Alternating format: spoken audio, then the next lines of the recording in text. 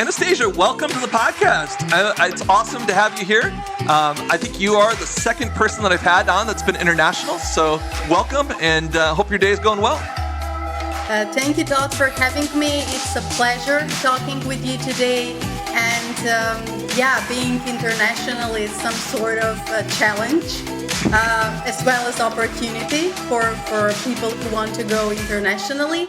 And I believe that my story and my experience will be valuable for your audience. So looking forward to this conversation. Well, good. Well, I appreciate you taking the time. So let's start there. Tell me a little bit about your story. So your background, where you grew up, talk to me a little bit about how you ended up in the position you are today, talking to me. Yes, sure. I grew up in Macedonia, so basically my childhood is here. Tell me a little bit about Macedonia. I don't know enough about Macedonia, so tell me just a little bit about that to start with before you continue. Yes, Macedonia is a small country on the Balkan Peninsula. It's in Europe, and we are surrounded with neighbors like Bulgaria, Serbia, Greece, Albania. We're a small country, but the climate is very good here, and we have a great food, great wine, great nature. Even though we are very small, we have a beautiful mountains to go for hiking, beautiful rivers, lakes.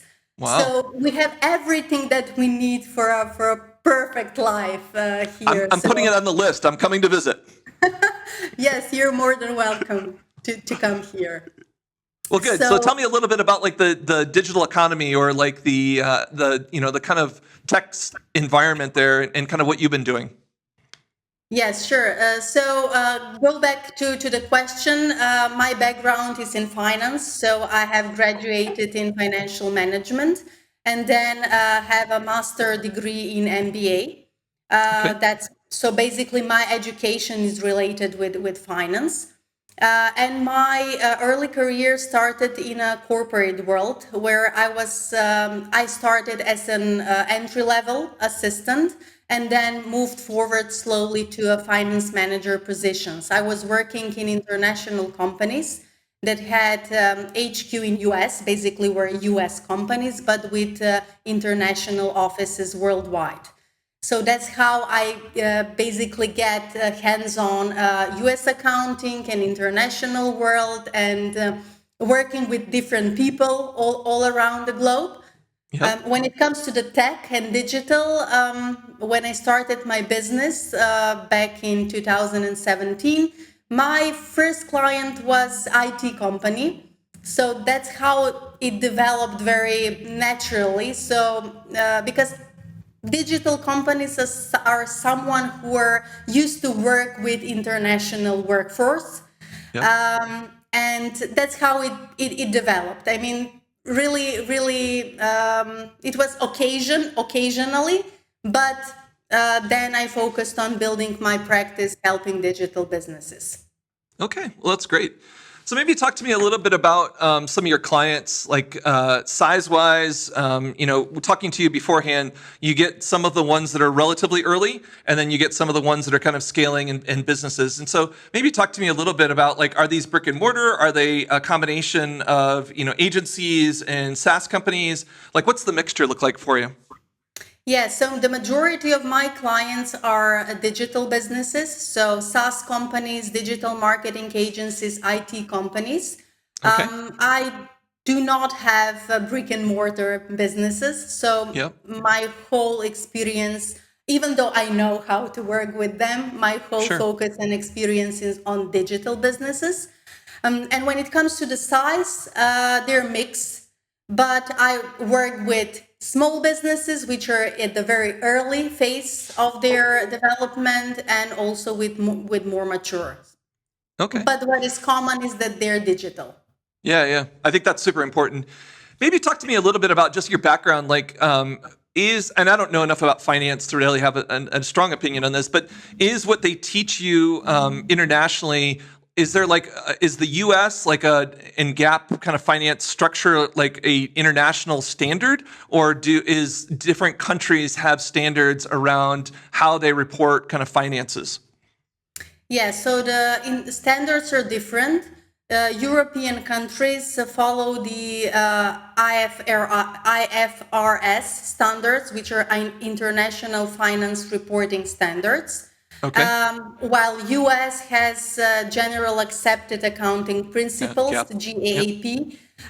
Both are very similar from one side, but also different. So what I would say, if I need to explain them, US standards are more principle focused, like you need exactly what you need to do, while international standards are more open for how to say, they're not so strict, so you can do it one way or another way. Okay. But again, those are standards that are respected in the Europe and in this part of the world. Okay, well, that's good. That's helpful.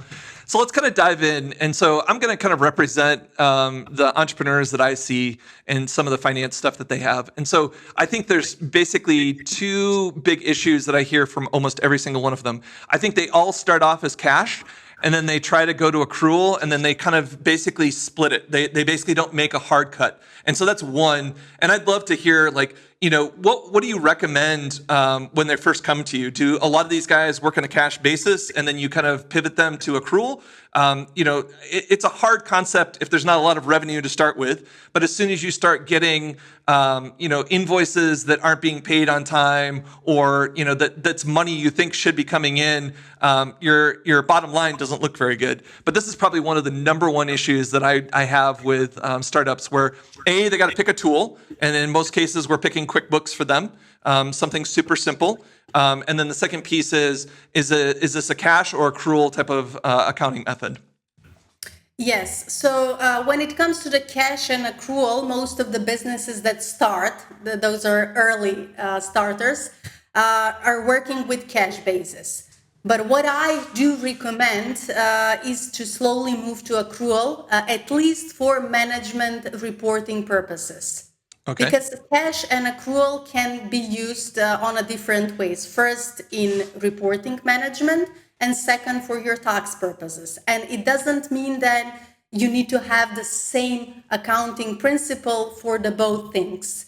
You can be cash for the tax purposes, but when it comes to reporting, you can be accrual basis. So I do prefer accrual simply because it gives you a better clarity on the profitability. And when it comes to the planning and running your business, you know exactly in what month what you're doing.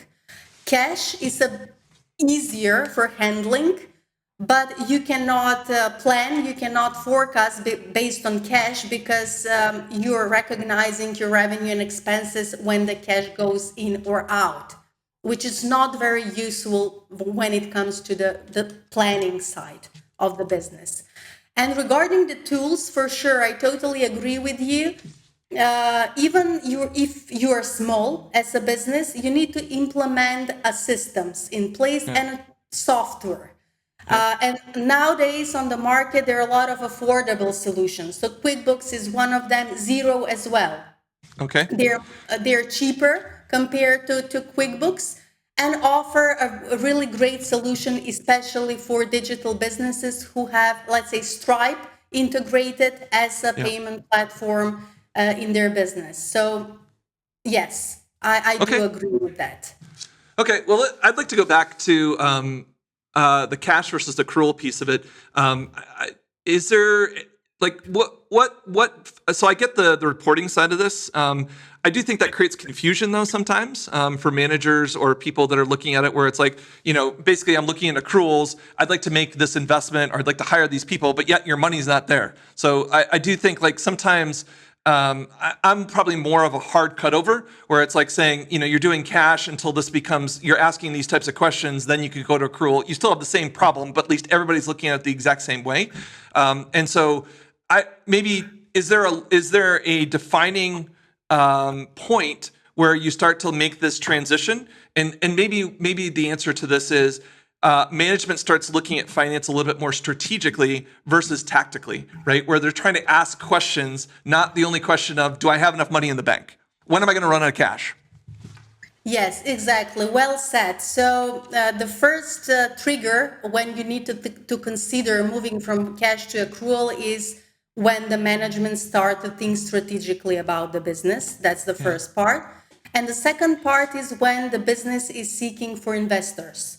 So if you want to raise funds outside of your initial investment, then the investors will look for cash flows, will look for projected forecast, budgets, everything that will make sure that your idea that you're thinking that is successful is measurable. You can show that by numbers. So that's the turning point when business need to consider moving from cash to accrual. Until that, when you're starting, you don't have, I don't know, idea to raise funds, or maybe you're too small, okay, you can rely on cash basis. But after that, when you try to make a strategic plans, then accrual is the option for you. Yeah, there's a lot of pieces to this. I guess I had one experience where we had to. It was an investment that was the forcing function, where basically the investors needed to clean up a bunch of crap, right? And so I think they were basically they got a fractional CFO. The fractional CFO started to create basically Excel spreadsheets at the end of the month. And then what I think is needed in a lot of cases for early startups is how to use that in a strategic way, right? And I think there is a fair amount of education that's basically saying, why is information important? And then what does it tell me? And what do I do with it? And so I think that it's led by the CEO in a lot of cases. If they are maybe not invested in that and they don't take it and they don't start talking that language throughout the organization, it doesn't trickle down. And so I don't know if that's been your experience, but I do find a lot of times we put this infrastructure in place, but it's basically, I only do it because I have to, not because it's valuable. Yes, absolutely. So my experience is very similar. Most of the founders of the startups are people who are great and they have a great products, but none of them are financially educated. And when I say financially educated, they're not talking the accounting language, the finance language. And this is very important part to be brought up to the light, because if you want to own a business and if you want to be successful, then you need to master all of the pillars of the business. So you need to master sales, you need to master marketing, you need to master recruiting, training people, but also you need to master your finance portion. Because without that, without knowing your numbers, you're driving blind. And finance and numbers that you're getting over your reports are signs on the road. They're showing you where you are at certain point and where you want to go. So absolutely, yes, every business owner need to understand this part of the business in order to be successful.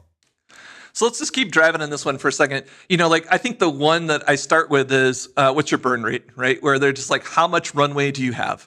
And I think everybody wants to know that, and they want to know how many people I can hire, right? So those are I would say, phase zero type of financial literacy and caring about it. I think step one after that is how do we start getting them to think about the metrics that drive their business, to your point.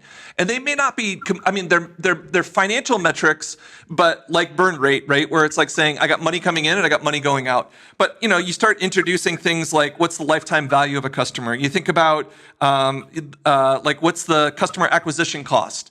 Right. You start thinking about these metrics that are important to driving a SaaS business and getting them to understand you're here and the industry is here or here, and how well do you perform against it? And so those, that starts to get them to say, I probably need to think about this more, because that's what the investor is going to ask me for. They're going to compare me to somebody else in that category. And so I need to get financially literate. And so I'm curious if that really happens with a lot of your clients as well. That seems like the next phase of kind of what they're doing. They're not worried about margin. They're not worried about those things quite yet. That comes in the next phase, from my opinion.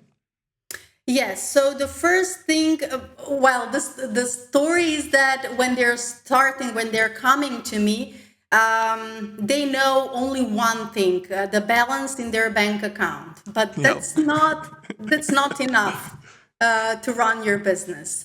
And the main thing that I'm trying to teach them, to help them understand, is that the balance on your bank account is not your profit. So forget about that, first thing.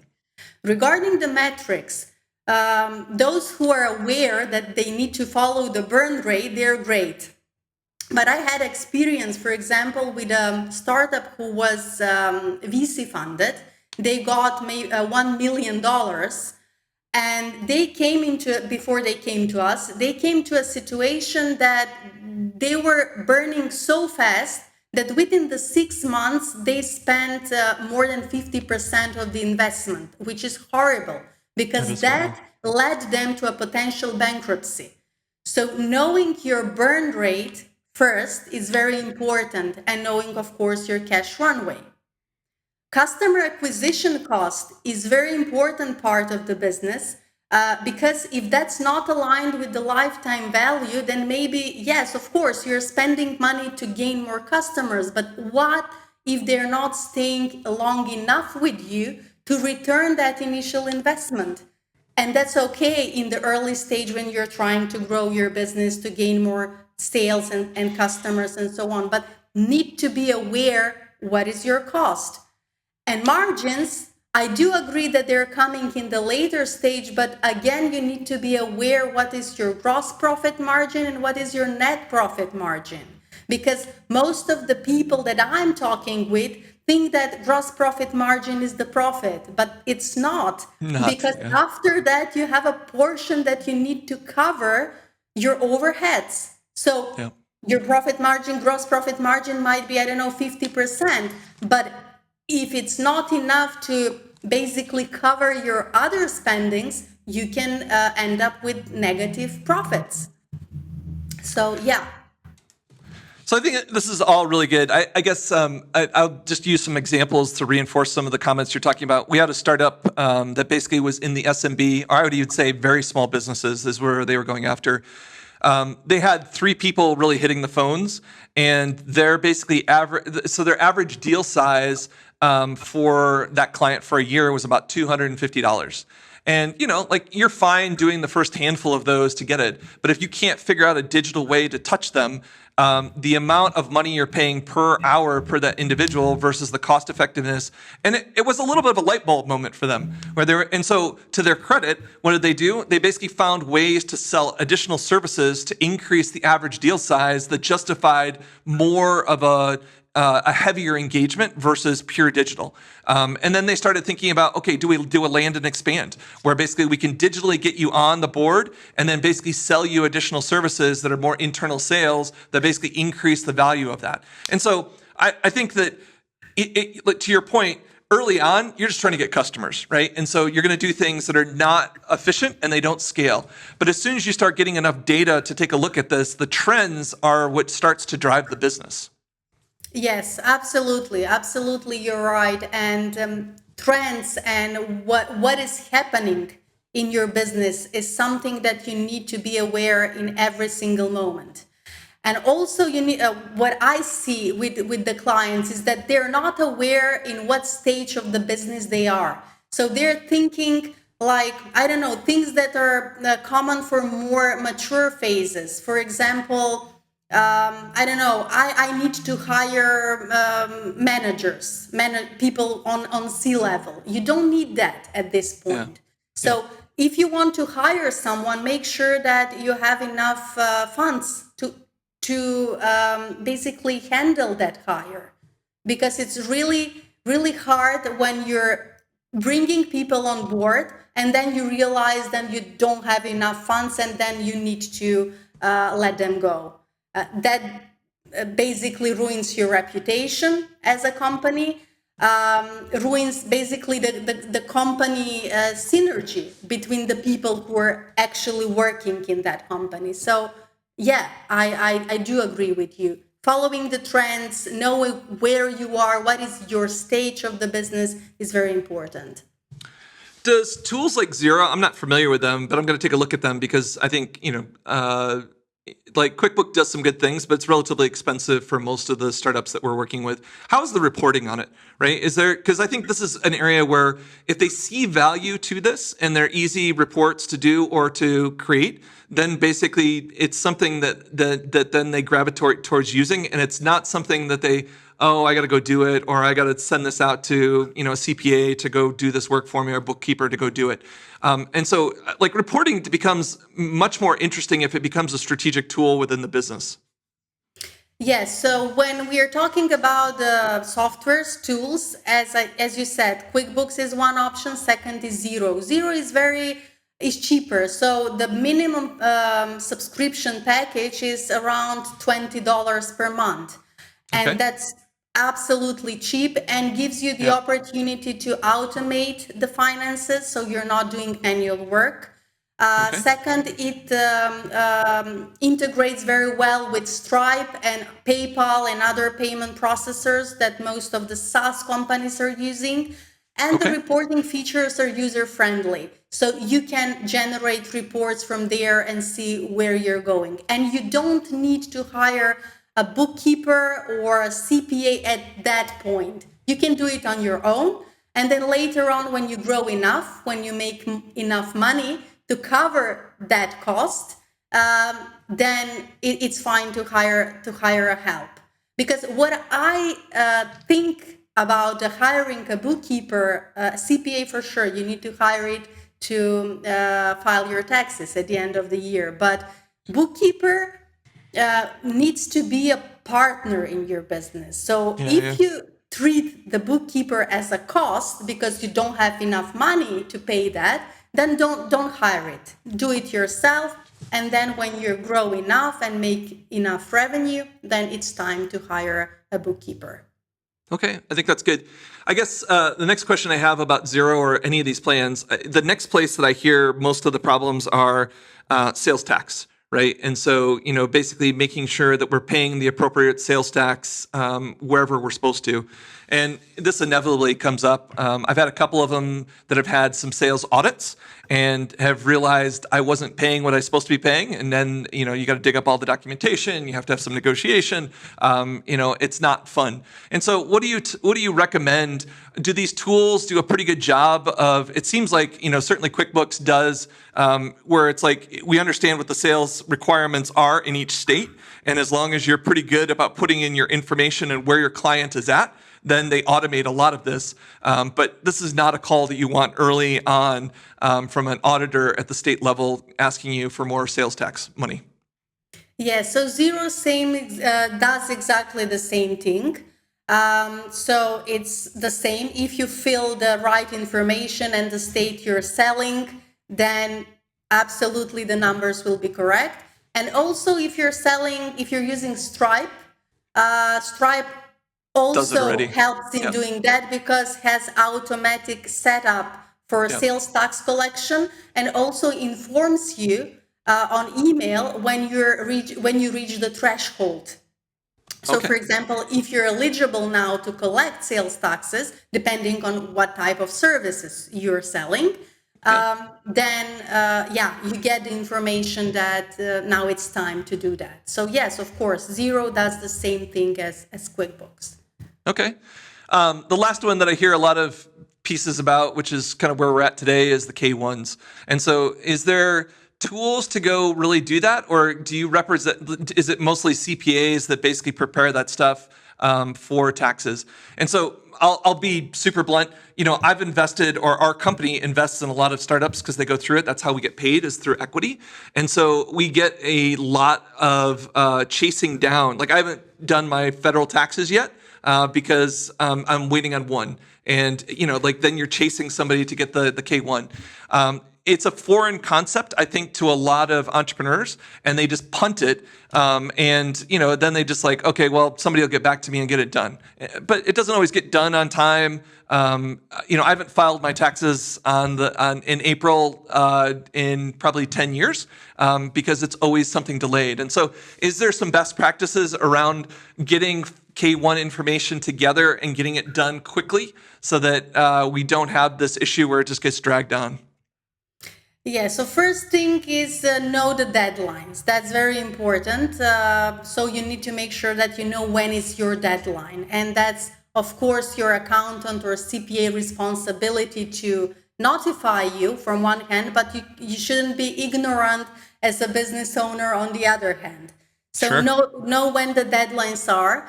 And for example, for Stripe, also Stripe sends automatic report for K1s at the end of the year when the tax season comes, what is the revenue generated and what you need to report on the tax filing.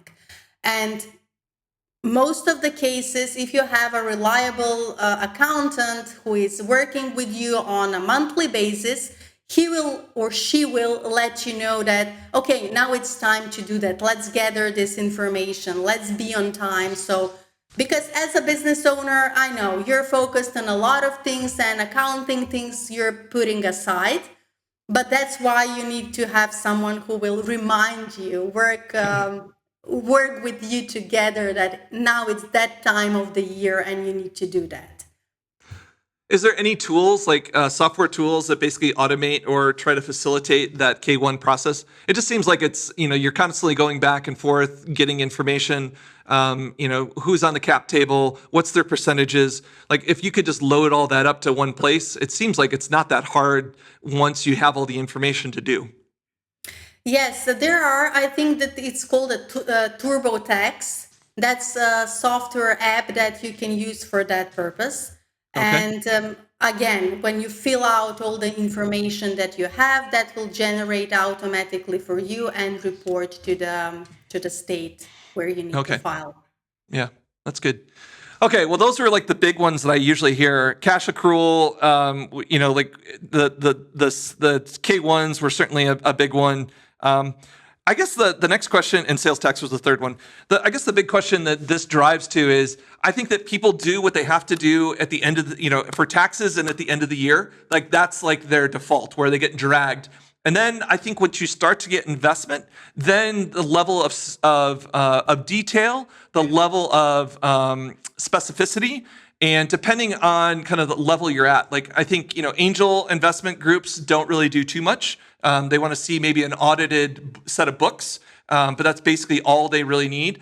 But as soon as you start getting into professional money, it's a very different game. And so I'm curious about the level of sophistication going from an angel network, friends and family who probably don't ask for a lot of financial visibility, to going to professionally managed money, which they're looking and saying, we're making a bet in you, but we're also assuming that there's a return to our investors. We're going to look at your books. We're going to look at your finances. We're going to look at your contracts much more closely. And if you don't have that organized, and I would tell you that 90% of the people that I work with do not have that organized very well in a data room, and that it's an effort for the investor to basically tell them, here's the checklist of everything I need, and you've got some gaps. You might have the document in there, but it's not at the level that I'm comfortable with. Yes, so that's really interesting and ironic, if I can say that. Having a discipline in every aspect of your business is number one priority, and discipline in the finances is also number one priority. And most of the businesses that are starting, mostly startups, yes, as you said, they're getting funds from angel investors, which is okay, and they're not looking for those details, as you said. But no matter if the people are looking for that or no, you as a business owner is very good to have in place. Because what is really funny is that the growth phase happens really fast. And when the owners realize that, okay, now I need to seek for a professional investment, as you said, I don't have systems in place, I don't have structure, I don't have reports, and now I'm overwhelmed and in panic, and I'm engaging now professionals to step in, which will cost a lot. Because when you need to do something in a rush, of course, you will find someone who will do that, but it will cost a lot, and cost a lot of money and a lot of stress. Instead, doing that, build the systems in place, make a structure, and think that you will have the investor tomorrow. So if you're ready at every single point that, okay, I can provide reports that investors are looking for, then you feel more comfortable. Because, as I said, the growth happens really fast and you need to be prepared. So I totally agree with you. Having a system in place is number one priority. So help me understand that though. So I'm going to use an example of a company that basically was doing pretty well. They raised $23 million in kind of a Series A, good opportunity. I think if you today gave truth serum to the CEO, he would say that money did not get spent effectively. They went a little wild. And then what happened was the PE firm that invested in them clamped down pretty hard. And then they spent the last 2 years being way more capital efficient. And so, but I think it's one thing to do the infrastructure that we're talking about, Anastasia. It's another thing to internalize it where okay, what is my threshold for directors, what they can spend, right? How do we get budgets to people when they do a special event like a user conference? If they go over budget, what are the ramifications? There's a financial rigor to the controls that you're talking about in startups that I think is super hard, and I think they all struggle, right? So you go from something that I'm only reporting on it because I have to now I have a professional investor who's looking at the numbers every month, and I don't have all my people to that same level of rigor and internal controls. Do you have any guidance or best practices to how people start to build some of that financial rigor internally? Because it's one thing to have the spreadsheet. It's a totally another thing to say, my HR person knows when they can hire the next hire because we're hitting our revenue targets. Yes. So first thing that you need to implement in practice is audit of your expenses regularly.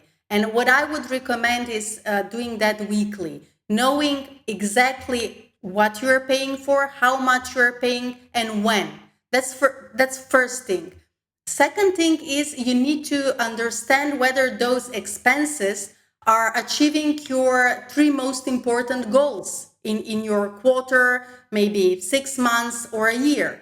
Because as you said, I know how much I'm spending, but should I hire someone new? That's a strategic question. And to be able to answer that, you need to have a system that shows you, okay, I have this sort of expenses, I'm spending this much on this.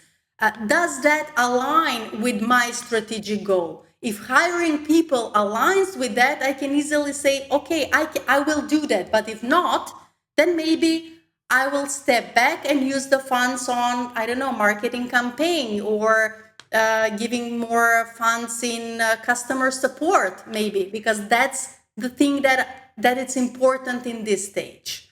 Sure. So I think that's good. I guess this is somewhat of a leading question, but I think that one of the things that we try to do is give them some spreadsheets to basically start forecasting. So a lot of what we've been talking about is in arrears. They're lagging indicators, right? So your revenue, all of the stuff that's coming in, they sell it, and then you're getting paid for the service. And so a lot of the stuff that I think that they end up looking at is kind of in arrears and are kind of lagging indicators. What you want to start to do is to start building forecasts to go forward, where you're basically saying, I think we're going to get this revenue. I think I'm going to hire this individual. And so that takes some time, and it takes somebody, whether it's your CPA, whether it's somebody internally that's starting to do that. It becomes a tool to strategically start to decide what we're going to do this quarter and what objectives that we have and what are we going to go spend. And what I think is interesting is trying to make that, at least in my world, sales-led, right? And so we always kind of say, look, if you don't hit your sales numbers, then the rest of these supporting pieces are kind of not going to come, right? You're not going to hire your support engineer. You're not going to hire more devs. You're not going to basically need more account managers to manage those clients because sales didn't come in. So I guess there's two things that we try to do. We try to make it so that it's sales-led, and there's the spreadsheet to do it. And then there's probably a ratio between the revenue and where your engineers, so from a development standpoint, all engineers and all engineering teams want more money. And I think what you're trying to do is figure out what's an industry average and how innovative are we and how well does my team produce? And then basically for every dollar of revenue, what percentage of that is going to go into engineering? So I really believe that in startups, there's only $2 that you're spending. It's either in sales or it's in product. And really, you got to get those two things right first, and then the rest of your business comes. So I just thrown a whole bunch at you. I don't know if that makes sense, but I think what it's trying to do is turn finance into something that I have to do versus something that I plan to use going forward. Absolutely. So without sales and without stable revenue generation from that sales, you cannot plan anything. So you can only dream about the things, but dream and reality is something else. Even though as an owner, you need to dream big in order to achieve bigger results. But again, you need to be realistic. So having a systems for sales and lead generation is number one priority, as you said.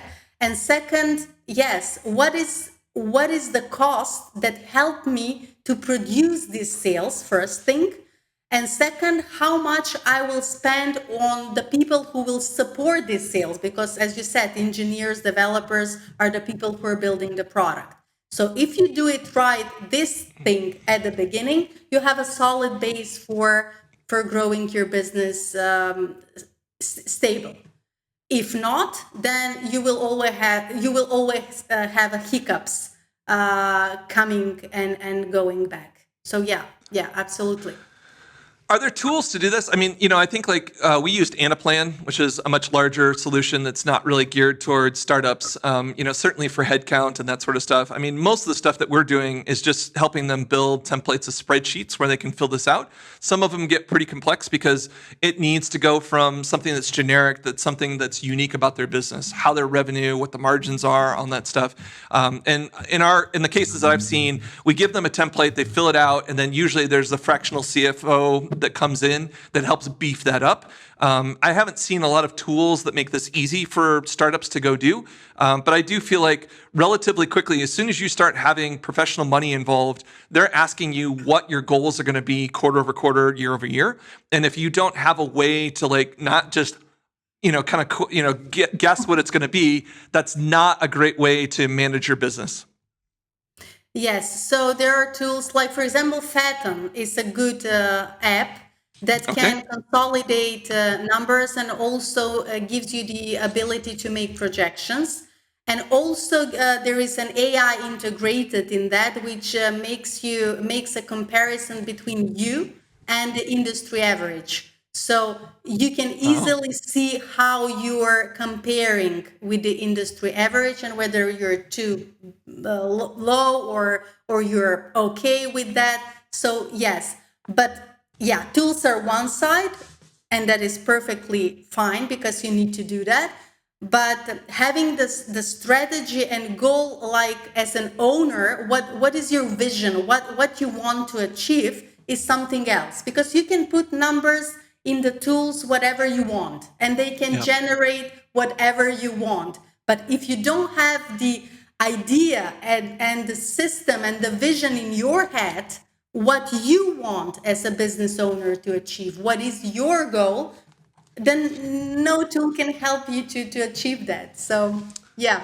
I think it's a good point. And I guess I look at it more as predictability, right? I think to your point, we see entrepreneurs that they're too optimistic. And they put numbers in, and then when you ask them to true it up and they're off by 50, 60%, the hard question is why? Is it execution of your team? Was the number wrong? And it's basically troubleshooting, because I think what you really want is good execution against that plan. If you're good at predicting where you're going to be and then you execute to that, even if it's 10% either side, that you can live with. I think where you don't have predictability in your business, that's a very bad sign. Yes, absolutely. And the predictability cannot be gained at the very beginning, to be honest. Right. Yep. So when you're starting the business, you're guessing things, you think that you will achieve something. But what is important is to revise those numbers more often. So if you do a projection for the next quarter, make sure that you you check that when the quarter ends and see why you didn't reach your goals. What was the reason? Because if you're doing the revision in a short span of time, you will getting the feedback quickly and you can adjust yourself and your business quickly. But if you don't have a plan and you're waiting at the end of the year, or when the investor is looking a report from you to check that part, then you're ended with your business, and you can easily come to a situation when you won't be able to run your operations anymore. Yeah, I think that's a good point. I think the numbers just point to an outcome. The problem is it's a system, right? There's a whole bunch of people, processes, things that have happened. And I think good leaders are able to kind of take that information, reverse engineer why, and then basically have a better strategy of what are we going to do next quarter to get better at this predictability, right? And so, and sometimes it's seasonal variability. Sometimes there's a buying cycle and there's others. You can look at your pipeline depending on kind of what's going on. Do I have good pipeline going into this quarter? If I do, then I think I have a better chance of getting to it. Or is my pipeline low? So there's all these things which I think really gets to, you have to understand your business well, and this just becomes a way to report out on it. It's super important, and I think that it's a lot of times entrepreneurs, it's slow to get them to see all of these pieces because it's complicated and it takes time. And I guess the last thing I'd say on this is your job when you first start, where you have no customers, to when you have 100 customers, to when you have 1,000 customers, your job as the CEO changes dramatically, especially around the finance side. Yes, absolutely. And without systems in place, you will not be able to support the scale of your business because it gets more complicated. So it's much more easier when you have, 20 customers and 2 employees. Then it's very easy. But when the business grows and the customers are getting bigger and you have a bigger volume of work and you have a new team members that you need to onboard, then if you don't have a solid systems in place, you are in a big trouble. So yeah. Well, it's good. Anastasia, this has been a great conversation. I'm curious, is there anything else that I've left out that basically is really kind of that 0 to 1 kind of financial roadmap, right? Like basically what we've been trying to do is focus on the tools, the systems, the maturity level of going from I have 0 customers to now I'm taking professional money. There's a lot of stuff in here. And I think what we've tried to do is just kind of surface a handful of the elements that we hear, the tools that may be best for it. What am I leaving out? Yes. So first thing, I think that whenever you're working and no matter in what part of the world you're focused, what you need to understand is your market. So that is the thing that most of the owners are not doing. They're focused on building the product and the service, but they're not focusing on what market I'm going to serve and what are do I have a product market fit on that market, because your product can be great, but if it's not needed, then you don't have a business. You don't have a business for sure. And also the feedback loop. Keep the feedback loop open. Keep feedback loop from your customers. Ask the right questions. Ask them continuously and take the feedback seriously. And also keep the feedback loop open from your team, because those are the people who are working on the product and working in the business. And if you're not hearing them, you can easily go in a direction where you don't want to go. So that's another thing that I think I'd actually sharpen it and say your customers are your North Arrow. You have no business if they're not getting value and paying you for it. Yes, absolutely. And for the SaaS companies, what I must say, there are a lot of products at the moment on the market, a lot of great solutions, but what makes them different is the customer support. So me personally, when I'm choosing a tool, I don't choose the tool for the features. Yes, I can do that, but there are a lot of similar softwares. When I choose a tool, I choose for the customer support. How I will be treated. Would I get the responsiveness within 2 hours, 24 hours, because no matter how great your tool is, if your customer is waiting for 1 week to get the response, then it's game over. Yeah, that's totally true. Well, this is good. Anastasia, I appreciate you sharing your knowledge and experience, and then deep diving into just kind of what the life of an entrepreneur looks like early stage. It's not easy. And I do think in a lot of cases, finance is one that basically gets overlooked for other things. But it is a strategic element of growing and scaling a business. And I think you've given us some really good tools and tips and ideas of how to focus on it. So thank you for your time. Thank you for having me today, and it was a great conversation. Hopefully it will help the business owners and the audience of your podcast. I do. I think so. Thank you very much. Thank you. If you enjoyed the podcast today, please just take a moment to rate it or comment on it for us.